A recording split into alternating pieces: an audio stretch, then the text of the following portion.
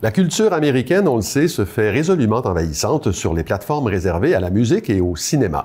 Voilà que le secteur des arts de la scène subit désormais un sort similaire. J'en discute avec Patrick Kearney, qui est directeur général du regroupement des festivals régionaux artistiques indépendants du Québec, connu sous le nom de Refrain. Monsieur Kearney, bonsoir. Bonsoir. Alors, avec Tania Contoyani, qui est la présidente de l'UDA, François Colbert, titulaire de la chaire de gestion des arts à l'École des HEC de Montréal, vous avez co-signé, publié une lettre ouverte sous le titre « Pour la souveraineté de notre culture », dans laquelle vous dénoncez, là j'essaye de résumer ça, là, la mainmise d'une entreprise multimilliardaire américaine sur le monde des arts de la scène. Alors, brossez-nous rapidement le portrait de la situation. Ben, en fait, nous, ce qu'on effectivement on dénonce actuellement, Evenco, que les gens connaissent, là, qui est une entreprise du groupe CH, qui gère toute la portion de divertissement, donc les spectacles au Centre Bell, à la Place Bell, MTLUS, etc. Cette entité-là appartient maintenant à 49 % aux Américains. Ça, depuis plusieurs années. Dans cet écosystème-là de ce qu'ils gèrent comme entreprise, ils gèrent plusieurs festivals. Ils gèrent Oshéaga, Lasso, mais aussi des entités comme les Franco, le Jazz, Montréal en Lumière.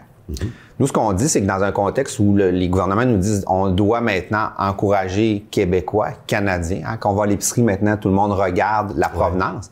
Et on a dit, pourquoi nous, ici, on donne des subventions à cette co-entreprise-là?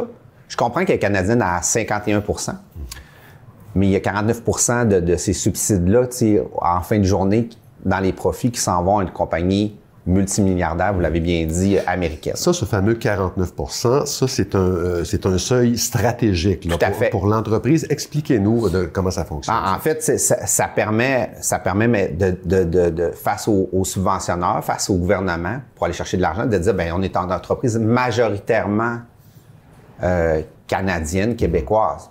Les gens comprendront qu'à 51, c'est presque limite. Là. Oui, c'est ça. Absolument. Et cette entreprise-là, c'est Live Nation. Exact. C'est ça. Elle ne reçoit pas de subventions directement des gouvernements, mais elle en bénéficie. C'est ça que vous dénoncez? Par exemple, si on prend un budget comme Oshéaga, donc il bénéficie, mettons, d'un montant des subventions fédérales, provinciales et municipales pour tenir son festival à l'île Sainte-Hélène. L'entité reçoit ces sous-là, elle établit un budget. En fin de journée, Oshéaga, c'est une entreprise rentable. Donc, il y a des profits qui sont partagés, mais il y a une portion de 49 % de ces profits-là qui s'en vont clairement à Live Nation. Et en plus, les systèmes de billetterie qui sont utilisés par toutes ces entités-là et toutes les salles appartenant au groupe, c'est Ticketmaster. Ticketmaster, c'est une entreprise à 100 % qui appartient à Live Nation. Et puis Live Nation qui gère la carrière de beaucoup d'artistes américains aussi, qui en profitent aussi. Oui, absolument. Ils ont comme un pool, si on peut dire, d'artistes auxquels ils voient la carrière, tout ça, ce qui est en somme toute correct, mais ça fait aussi qu'il y a des salles indépendantes qui ont aussi émis une lettre où il y a une concentration de pouvoir aux mains d'un joueur qui est résolument américain. Ouais. C'est aussi inquiétant dans un contexte de souveraineté culturelle, puis avec tout ce que nos amis américains, peut-être plus amis autant qu'avant, nous font subir. C'est d'autant plus inquiétant. Vous avez, clairement, donc, exposé la situation via cette publication-là. Quelle est la réponse que vous souhaitez maintenant là, de la part des gouvernements et des organismes subventionnaires? Oui, certains cabinets m'ont demandé en disant « Qu'est-ce que tu veux, Patrick? Ouais. » Nous, on veut la fin de cette aide financière-là à cette co-entreprise-là, tant qu'elle sera américaine. En fait, nous, on veut pas que le Jazz, les Franco ou Oshéaga tombent. C'est pas du tout ça. Parce qu'on comprend que ça a des retombées économiques importantes. Oui. Oshéaga, c'est plus de 60 % de touristes étrangers. Donc, ils consomment ici, ils couchent ici. Mais ce qu'on dit, si c'est je pense que le gouvernement actuellement, il n'est pas en train de financer des entreprises américaines au Québec. Il donne des sous à des entreprises québécoises qui sont impactées.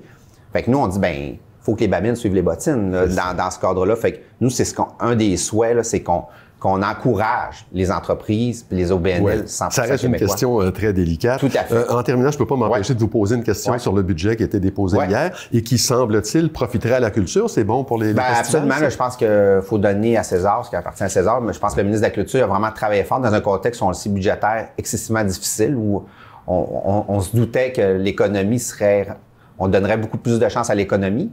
Mais je pense qu'on veut en la culture, un objectif aussi de maintenir cette souveraineté culturelle-là. Fait que, absolument, là, tant aux touristes qu'à la culture, là, c'est des bonnes nouvelles pour les festivals, entre autres. Patrick Kearney, directeur général du Refrain, merci beaucoup d'avoir été là.